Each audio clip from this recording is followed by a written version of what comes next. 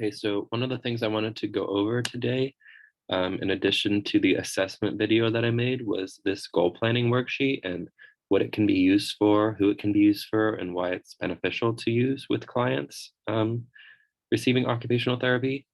So this goal planning worksheet is ideal to help people identify, um, first and foremost, the problems that they're experiencing in their life. And then you can kind of use it as a way to help, once you identify those problems, help the clients achieve the goals that they need to um, meet or make in order to fix those problems. So for example, here, this goal planning worksheet has the problem listed as feeling down at times, and then the client would create an achievable goal to help them stop feeling down at certain times. And this goal listed here is to create a schedule of activities inside and outside of the house that even out emotions. So this could be very dependent upon the client, which makes this a very client-centered worksheet. My goal that might make me feel better could be running, since that's something I'm passionate about, whereas someone else's goal might be reading a book for an hour or taking more time for themselves. Afterwards, you're supposed to write how convinced you are in doing, how convinced are you that this is the right goal for you? So if my goal was running, since I've been running since I was like a kid, I would put a 10, extremely convinced. Whereas someone else who might make a goal that's more ambitious or something that they haven't done in the past might not make that as high of a goal or as high of a number. So they might put a 3 for unsure. Um, then you want to come up with solutions. So in this example, the 3 solutions they came up with to help with this problem were to identify activities outside of the house, identify activities inside of the house, and create a schedule. So those are all things that can help, make the goal more achievable to fix the problem.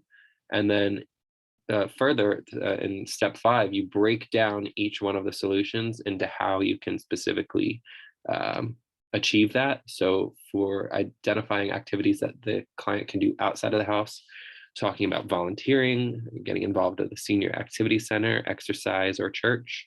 For identifying activities inside of the house, you could, garden or focus on plants, take care of special items such as crystals. It appears this client has an interest in that area, cooking, or even getting a dog or an emotional support animal. And then for creating a schedule, you want to combine activities, pace yourself, and problem solve so that the schedule works for you.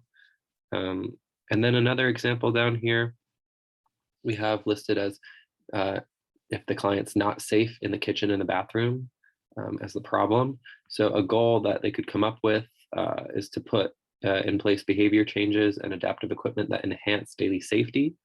So for a goal like this, again, depending on what the client's comfort level is, they would write whether or not the goal is something they feel that they're extremely convinced they can achieve, or something that they're totally unconvinced they can achieve. The goal should be collaborated upon between the client and the therapist, but if not, the client ideally should be at least somewhat convinced that they can achieve the goal. And then solutions identified for this problem include safety issues being identified, testing behavioral strategies to increase safety, and also environmental solutions. So the steps to identify safety issues listed here were to evaluate safety issues during home visit, and identifying possible safety issues with patient collaboration. And then steps for the solution about testing behavioral strategies to increase safety. Stay in the room when cooking, or so that would be for the therapist to stay in the room while the patient is cooking to see what kind of behavioral strategies might increase their safety, and also exploring the impact of rushing and inattention on safety. So if the therapist notices the client is rushing, it would be important to see if that can impact their safety levels. And then lastly, environmental solutions. The therapist can explore equipment for the bathroom that may be beneficial to the client, such as listed here, raised toilet seat with a grab bar or a bath bench.